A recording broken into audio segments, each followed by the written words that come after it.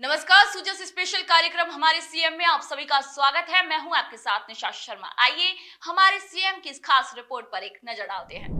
CM Shri Bhajanlal Sharma की अध्यक्षता में जयपुर स्थित मुख्यमंत्री कार्यालय में कैबिनेट की बैठक हुई, जिसमें कई जनहित और प्रशासनिक फैसलों को मंजूरी दी गई। बैठक में नगरीय विकास, मेडिकल टूरिज्म, सरकारी भर्तियों और कर्मचारी सेवा नियमों को लेकर भी कई महत्वपूर्ण निर्णय लिए गए। कैबिनेट बैठक के बाद deputy CM doctor Premchand Bairwa, संसदीय कार्य मंत्री श्री जोगाराम पटेल और खाद्य एवं नागरिक आपूर्ति मंत्री श्री सुमित गोदारा ने मीडिया को संबोधित किया। Deputy CM doctor Premchand Bairwa ने प्रेस कॉन्फ्रेंस में बताया कि कर्मचारियों की पदोन्नति में जरूरी अनुभव की शर्त में 2 साल की छूट दी जाएगी। ये छूट उन कर्मचारियों को मिलेगी जिन्होंने पहले कभी इसका लाभ नहीं लिया। ये नियम कृषि, पशुपालन, शिक्षा और अनुकंपा नियुक्तियों पर भी लागू होगा। साथ ही यूजीसी नियमों के तहत शिक्षकों को पदोन्नति का भी लाभ मिलेगा।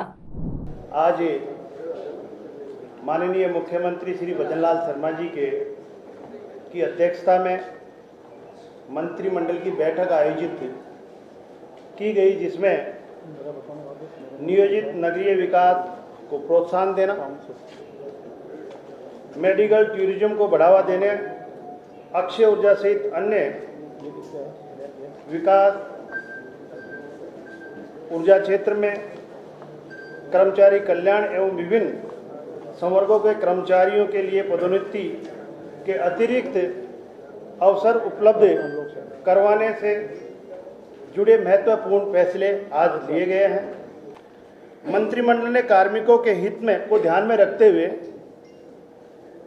वर्ष 2025-26 में पदोन्नति हेतु नीचे के पद पर वांछित अनुभव अथवा सेवा अवधि 2 वर्ष का शीतलन दिए जाने का निर्णय लिया गया है। शासन सचिवालय सेवा मंत्रालय कर्मचारी संवर्ग के कार्मिकों को पदोन्नति में समुचित अवसर उपलब्ध कराने के उद्देश्य से राजस्थान सेवा नियम 1954 में संशोधन आज मंत्रिमंडल की बैठक में अनुमोदन किया गया है।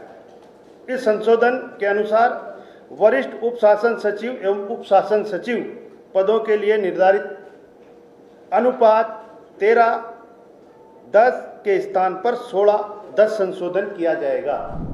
संसदीय कार्य मंत्री श्री जोगाराम पटेल ने बताया है कि सरकार का लक्ष्य अगले 4 वर्षों में 4 लाख नौकरियां देने का है।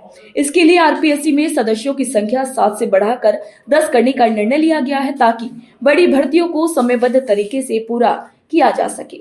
हर वर्ष की शुरुआत में ही सेवानिवृत्त होने वाले पदों का आकलन कर 100% वैकेंसी निकाली जाएगी।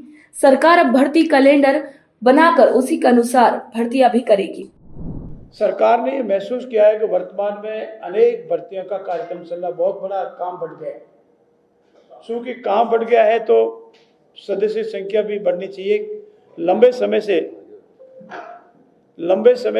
सदस्य संख्या नहीं बढ़ी थी, इसीलिए जो वर्तमान में अध्यक्ष के अलावा 7 सदस्य है उसकी संख्या बढ़ा करके 10 करने का आज हमने निर्णय लिया है। और भविष्य में विधिवत कार्रवाई के उपरांत 7 सदस्यों के स्थान पर 10 सदस्य होंगे। आने वाले 4 वर्षों में 5 वर्षों में हमने अपना पूरे कार्यकाल के दौरान 4 लाख नौकरियों का और इस साल 1 लाख नौकरी का जहाँ 70,000 के लगभग हम पहुँच गए हैं, उसमें भी सहायता मिलेगी। मित्रों, दूसरा हमारा सबसे महत्वपूर्ण विषय है रोजगार। राजस्थान के परिप्रेक्ष्य में पूर्ववर्ती सरकार द्वारा किए गए घोटाले के अनुरूप रोजगार हमारे लिए बहुत महत्वपूर्ण है। आज तक सरकारें भविष्य में कितनी रोजगार की जरूरत पड़ेगी इसका आंकलन सेवानिवृत्ति के आधार पर करते हैं।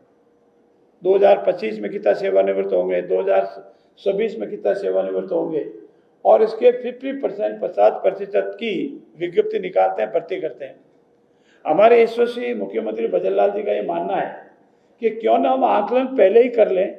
2025 में कितना होगा, 2026 में कितना होगा, 2027 में कितनी वैकेंसी, कितने लोग सेवानिवृत्त होंगे, उनका आकलन करके 100% वैकेंसी पहले ही निकाल दें, ताकि आने वाले समय में हमारे जो बेरोजगार नौजवान भाई बहन हैं उनको ये पता लगे कि मुझे इस विभाग में इतनी वैकेंसी भविष्य में आने वाली है। जैसा हमने इस वर्ष भर्तियों का कैलेंडर जारी किया है, उसी अनुरूप हम भविष्य में जो भी हमारा सेवानिवृत्त अधिकारी कर्मचारी होंगे उसके अगेंस्ट में 100% वैकेंसी की घोषणा करेंगे, 50% और उसी अनुरूप हमारे भर्ती भी हम लाएंगे और इसके अनुसार नियमों में जो 50% का नियम है उसमें संशोधन करके 100% करने का प्रावधान करेंगे।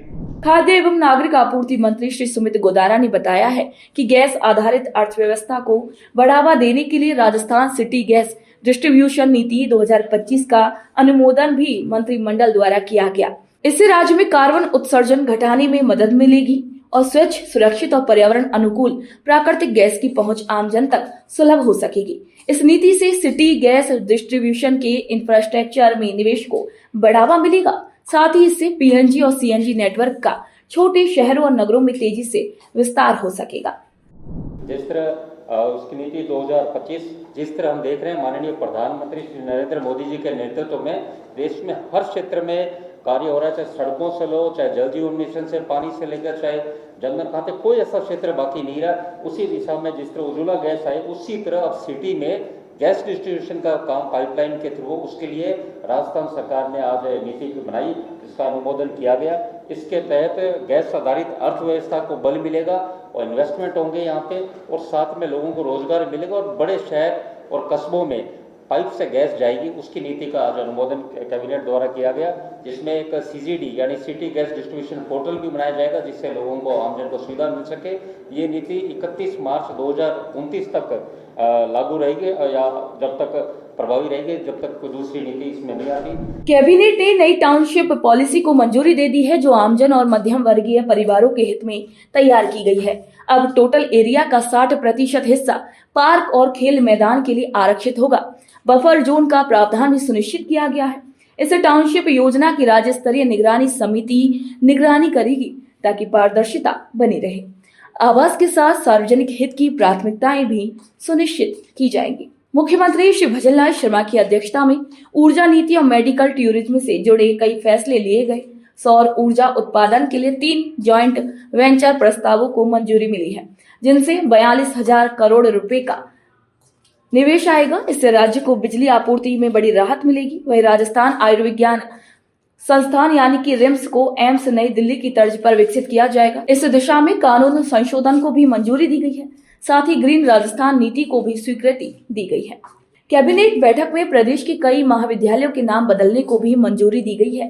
राजकीय स्नातकोत्तर महाविद्यालय ओसिया जिला जोधपुर का नामकरण शहीद गोरख राम वीर चक्र राजकीय स्नातकोत्तर महाविद्यालय ओसिया, राजकीय कन्या महाविद्यालय बुड्ढा जोहड़ रायसिंह नगर का नामकरण राजकीय श्री गुरु जम्बेश्वर कन्या महाविद्यालय बुड्ढा जोहड़ रायसिंह नगर और राजकीय महाविद्यालय फतेहपुर का नामकरण मोदी सन राजकीय महाविद्यालय फतेहपुर किया गया है।